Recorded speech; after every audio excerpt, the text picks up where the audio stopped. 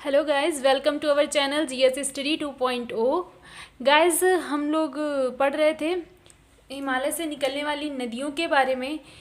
तो उसमें हम लोगों ने गंगा नदी, ब्रह्मपुत्र नदी के बारे में जाना था। आई होप आप सबको समझ आया हो गाइस।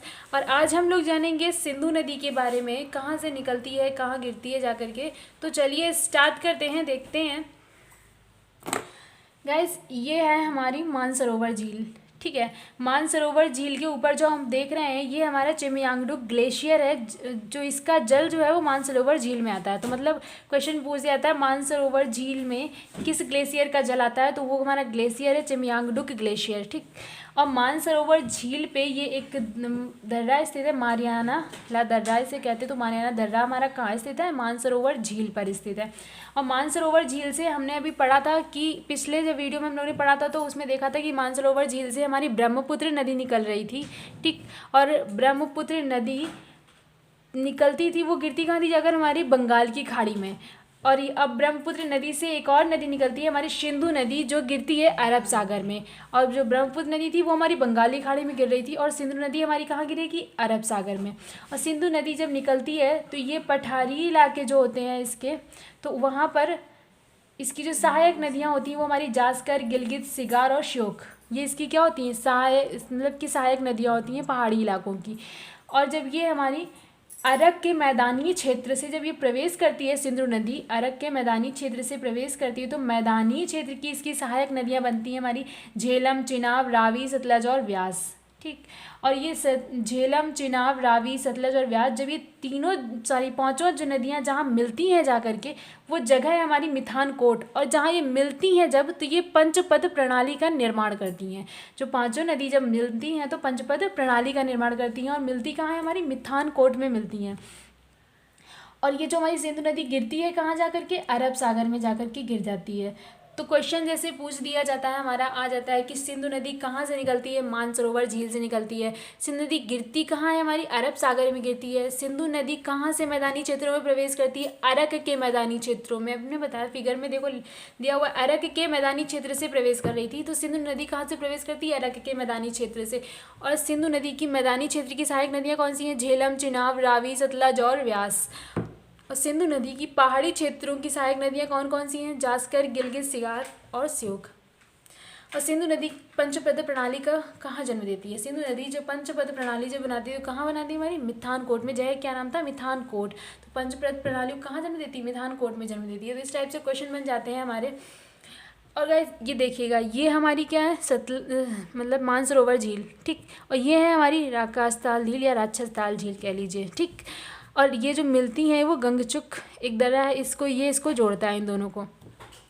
मानसरोवर झील से हमारी कौन सी नदी निकल रही थी? ब्रह्मपुत्र नदी। ये गिर कहाँ रही थी? हमारी बंगाल की खाड़ी में। और यहीं हमारी मानसरोवर झील से सिंधु नदी निकलती है, वो गिरती कहाँ है? अरब सागर में जाकर ये गिरती है। और सतलज नदी हमारी कहाँ से निकलती है? सतलज नदी हमारी राक्षसताल झील से निकलती है। इस फिगर में भी देखिएगा हमारी हर नदी कहाँ से निकल रही थी? झेलम, चिनाब, रावी, सतलज और व्यास एक जगह से निकलती है। झेलम हमारी शेखनाथ झील से निकलती है, और चिनाब हमारी बारालाचा दर्रा से निकलती है, और रावी हमारी रोहतांग दर्रा से, और व्यास भी हमारी रोहतांग दर्रे से निकलती है, और सतलज हमारी राक्षसताल झील से निकलती है। तो ये चीज़ याद रखने वाली है कि कौन कहाँ से निकलता है, क्योंकि क्वेश्चन पूछ देता है कि झेलम नदी कहाँ से निकलती है, तो शेषनाग झील से, और चिनाब हमारी बारालाचा दर्रा से निकलती है, और रावी हमारी रोहतांग दर्रा से, और व्यास भी हमारी रोहतांग दर्रा से निकलती है। लेकिन ये आगे जाके सतलज नदी में मिल जाती है, और सतलज नदी हमारी राक्षसताल झील से निकलती है। ठीक, तो यही चीज़ यहाँ पर भी दी हुई है कि सतलज नदी हमारी कहाँ से निकल रही थी? राक्षसताल झील से। और सिंधु नदी और सतलज नदी आगे जाकर के मिल जाते हैं, क्योंकि यहाँ पर भी सतलज नदी कहाँ पर मिल रही थी? सिंधु नदी में मिल रही थी। ठीक, तो ये आगे जाके मिल जाती है। और यहीं पर जो हमारी व्यास है जो रोहतांग दर्रे से निकलती है, ये आगे जाके सतलज नदी में मिलते हैं। लेकिन जो सतलज और व्यास जहाँ मिलते हैं वहाँ पर हरिकेन बैराज बना हुआ है। ठीक, तो क्वेश्चन पूछ देता है कि हरिकेन बैराज किन दो नदियों के संगम पर स्थित है? तो क्वेश्चन पूछ देता है तो हम लोग का आंसर है हमारा सतलज और व्यास नदी के संगम पर स्थित है। और हरिकेन बैराज से एक नहर निकलती है जिसका नाम है इंदिरा गांधी नहर, और ये इंदिरा गांधी नहर हरिकेन बैराज से निकलती है। फिर जो हमारा मरुस्थल है, थार का मरुस्थल, वहाँ से होती हुई जाती है।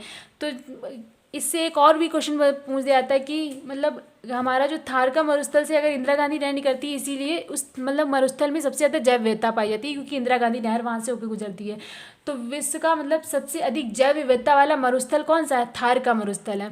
तो इस टाइप से क्वेश्चन बन जाते हैं। तो याद रखिएगा, हरिकेन बैराज से हमारी क्या निकलती है? इंदिरा गांधी नहर निकलती है।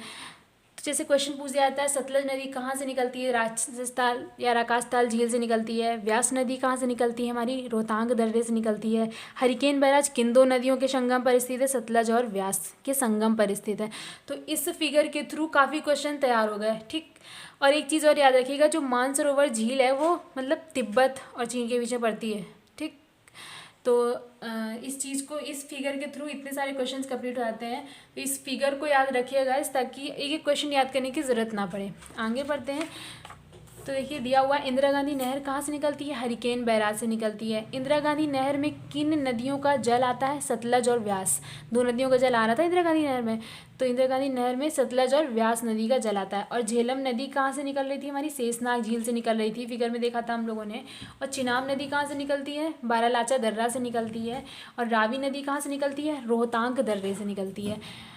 और व्यास नदी हमारी, ये भी हमारी रोहतांग दर्रे से निकल रही थी। और सतलज नदी भी हमारी सतलज नदी हमारी कहाँ से निकलती है? राक्षसताल या राकासताल झील से। तो इस टाइप के छोटे छोटे क्वेश्चंस हैं जो मतलब एक एक नहीं याद कर सकते, लेकिन आप फिगर तैयार कर लेंगे तो बहुत ईजिली तैयार हो जाएगा। तो ये हो गई बात हमारी सतलज नदी और सिंधु नदी के बारे में हम लोगों ने देखा। आगे बढ़ते हैं। ये लिखा हुआ है, तुझे सभा में वीपी के चरण दिखे। देखिए ये लाइन है, इस लाइन के थ्रू काफ़ी चीज़ें हमको पता चलेंगी। देख सिंपल सी बात है, लिखा हुआ है तुलबुल परियोजना, टू से मतलब हो गया तुलबुल परियोजना, झे से मतलब झेलम। इसका मतलब ये है कि झेलम नदी पर तुलबुल परियोजना स्थित है, ठीक। तो पूरा हमको अब एक एक याद करने की जरूरत नहीं, सिर्फ इसको याद कर लीजिए, तुझे सभा में वीपी के चरण दिखे, मतलब तुलबुल, झेलम मतलब तू से मतलब तुलबुल परियोजना, जैसे मतलब झेलम नदी पर हमारी कौन सी तुलबुल परियोजना स्थित है, ठीक है। आगे लिखा हुआ है सात से सतलज, वहाँ से भांगड़ा नागल बांध। तो कॉमन सा क्वेश्चन पूछ दिया था, भांगड़ा नागल बांध किस नदी पर है? तो हमारा सतलज नदी पे है, ठीक है। भांगड़ा नागल बांध जो है हमारा कहाँ है? सतलज नदी पर है। लेकिन ये देखो, भांगड़ा नागल बांध ज़्यादातर भांगड़ा नागल बांध ही पूछता है। वैसे तो सतलज नदी पे हमारे कई और भी हैं, जैसे भनक, इट मीन्स भांगड़ा नागल बांध, ना से हो गया नाथ पंचकड़ी परियोजना, ठीक, को से कोल्डेज। तो ये चीज़ें भी हमारी कहाँ पर स्थित हैं? सतलज नदी पर स्थित हैं। और कोल्डेज जो है ये हमारा कहाँ पाया जाता है? हिमाचल प्रदेश में, ठीक। तो याद रखने वाली चीज़ें क्वेश्चन पूछ देता है। तो याद रखिएगा, भनक मतलब भांगड़ा नागल बांध, नाथ पंचकड़ी परियोजना हमारी कहाँ है? ये भी हमारी मतलब सतलज नदी पर है। और कोल्डेज ये भी हमारी सतलज नदी पर है। लेकिन ज़्यादातर पूछता हमसे यही है कि भांगड़ा नागल बांध कहाँ स्थित है। तो भांगड़ा नागल बांध तो हमारा वैसे भी कहाँ स्थित है? सतलज नदी पर स्थित है। आगे है वीपी मतलब व्यास, पी से पोंग, ठीक। चरण मतलब चिनाब, आर से रणवीर, ठीक, ये भी हमारी परियोजना है। और C is equal to DBS, Chenab, Dulhasti, Baglihar और सलाल।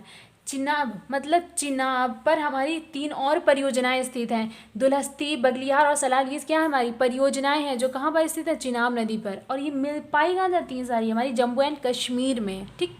तो याद रखने वाली चीज़ है कि चिनाब नदी पर कौन कौन सी परियोजनाएं हैं। तो सिर्फ इस वर्ड को याद रखिएगा, सी इज इक्वल टू DBS मतलब डी से दुलहस्ती, बी से बगलिहार, ऐसे सलाल। तो ये सारी हमारी कहाँ पाई जाती है? चिनाब नदी पर है। और कहाँ पर है? कहाँ स्थित? जम्मू एंड कश्मीर में, ठीक। तो इस वर्ड को याद रख लीजिएगा, तुझे सभा में वीपी के चरण दिखे। तो उससे तुलबुल परियोजना, झेलम नदी, सतलज, आगे भांगड़ा नागल बांध हमारा, ठीक। व्यास, पी से प्योंग, फिर हमारा हो गया चरण, चा से चिनाब, आर से रणवीर, मतलब ये भी हमारी परियोजना है। फिर इसके बाद सी इज इक्वल टू DBS, ये हमारी जो 3 परियोजनाएं ये भी हमारी कहाँ है? चिनाब नदी पर है, ठीक है। याद रखने वाली चीज़ है, चिनाब नदी पर हमारी दुलहस्ती, बगलिहार, सलाल, ये तीनों परियोजनाएं हमारी चिनाब नदी पर हैं। और हैं कहाँ स्थित? जम्मू एंड कश्मीर में। तो इस चीज़ को याद रखने वाली चीज़ है गाइस। तो इसके थ्रू हम लोग इतनी सारी चीज़ें याद कर सकते हैं। तो सब याद करने की ज़रूरत नहीं है, सिर्फ इसको याद कर लीजिएगा, तो ये सारे क्वेश्चन हमारे मिल जाएंगे। तो गाइज़ ये था हमारी हिमालय से निकलने वाली नदियों के बारे में। तो ये नदियाँ अभी हिमालय से निकलने वाली हमारी कंप्लीट हुई। तो ये सारी नदियाँ हमारी थी, गंगा, ब्रह्मपुत्र, सिंधु नदी, जो हमारी कहाँ से निकलनी थी, हिमालय पर्वत से निकलने वाली नदियाँ थी।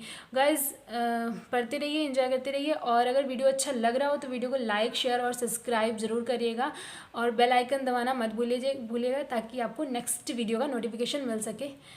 गाइज़ अच्छा लग रहा हो तो लाइक, शेयर, सब्सक्राइब ज़रूर करना। Thank you.